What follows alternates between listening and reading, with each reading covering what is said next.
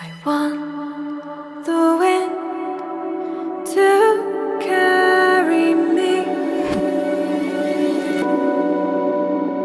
far away from here.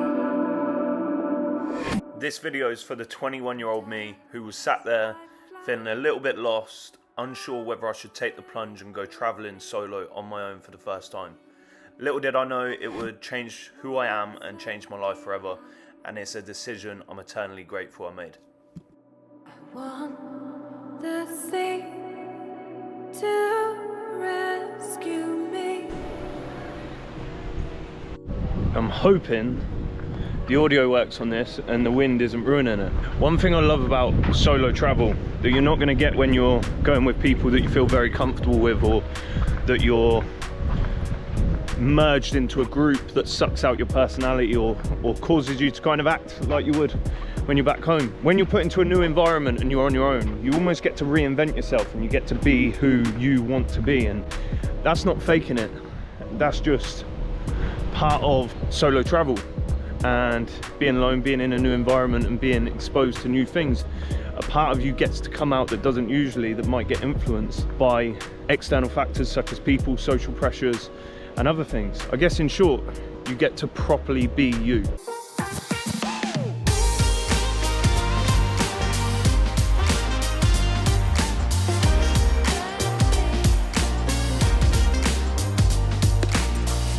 This is my little friend who I see every morning. Solo travel has changed my whole life. It's changed the way I look at the world, it's changed me personally, and it has without doubt had the biggest impact on me as a person that anything else ever has in my life. A lot of the people I've spoken to have said exactly the same. When they travel on their own on a solo trip, they never feel the same again. It just opens your eyes to a whole new world. But I've got to be honest, I have had some of the highest highs when traveling, but I've also had some of the lowest lows. Some of the most challenging points and experiences of my whole life have been when traveling solo, but I wouldn't change them because they've made me who I am. They've helped me step outside of my comfort zone and grow as a person.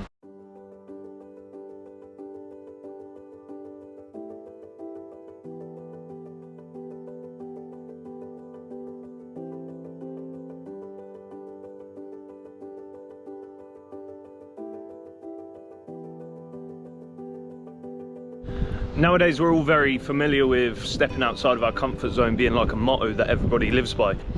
There's few things that will make us more uncomfortable and exposed to that many new things as traveling alone. New languages, new cultures, new people, new environment, new challenges, all to navigate through.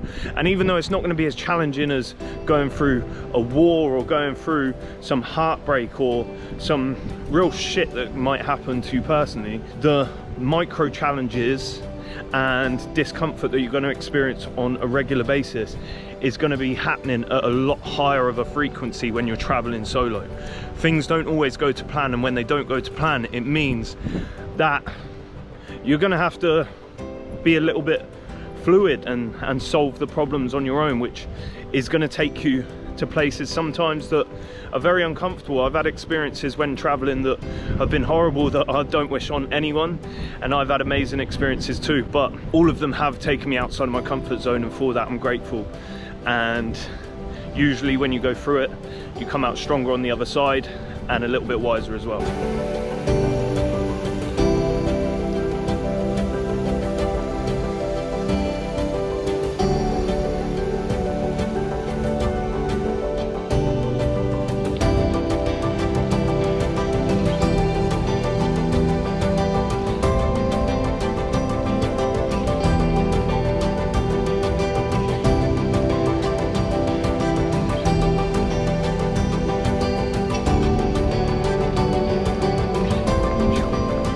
You know what also people don't talk about enough? You can be selfish. You can walk along the beer on your Saturday. You can walk along the beach on your Saturday evening with a beer at whatever time you want. You've got no schedule, and you can just choose when you want to do things and what you want to do. And it is selfish, but that's good. It's a nice feeling to not have to think, I've got to be here for so-and-so, for my partner, for my friends. I've got these plans. Don't get me wrong, sometimes That can mean that you're a little bit bored. But other times it means that you can do exactly what you want, when you want, with no pressure, nobody bothering you, and you can just go with the flow.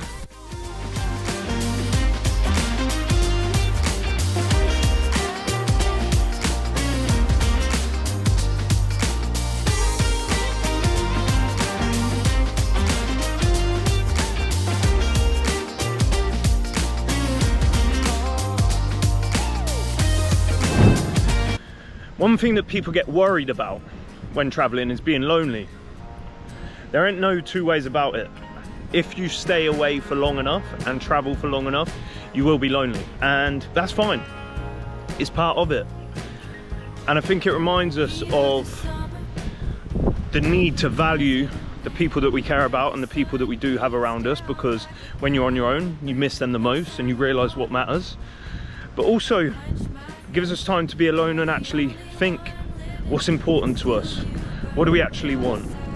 And are we just high on the travel vibe because we're on holiday and we've got all this excitement, or are we actually enjoying ourselves when we're on our own? And there's a big difference between being lonely and being alone.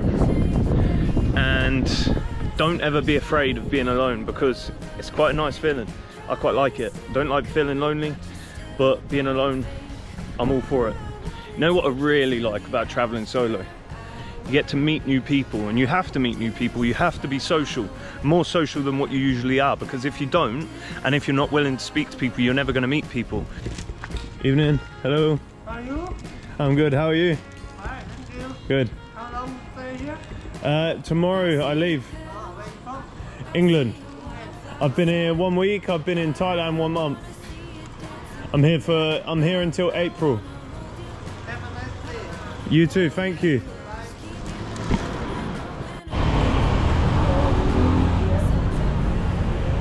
There he is. But I heard it was from a handsome fella, so I think it must have just been a myth. Back home, when we are comfortable, we lose them social skills, or at least they become a little less sharp than what they previously have been, because we have no need to meet new people, and we have no need to speak to a stranger at the shop. We have no need to interact with a guy because he has a football t-shirt on from your hometown or from your country, because it's normal. But when you see someone like that out here or in a foreign place, you're like, well, I speak to that person because we have something in common. There's common ground.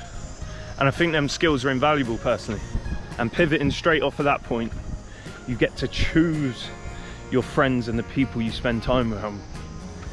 You get to choose the people that you spend time around, and the people that are your new or temporary friends. Back home or in our social groups, we usually knock about with people because they're from our hometown or because we've known them for a long time, and sometimes it means at the expense of actually having something properly in common with them. Whereas when you're away, if you don't like someone, it's very easy to cut ties with them. And if you do like them and they're traveling solo or away, they're probably going to want to knock about with you, and you're probably going to want to knock about them. So it makes building a friendship a lot simpler and a lot easier, almost like you're a child again. And some of the best friendships I've ever made have been with people when I've been away, and I've stayed in touch with them for life. These are the people that I've probably had the most in common with, because we haven't had all of them social or environmental pressures like just living in the same town, playing for the same football club, going to the same school. These are people that I've genuinely had things in common with, like going to the gym, going for a beer at the weekend, walking on the beach, chatting about different life views and other things that are just harder to find when you've already got your social circles formed. Here the summer over desert land, where the sun beats down like a cattle brand. No sign of water, but you quench my thirst. You're the only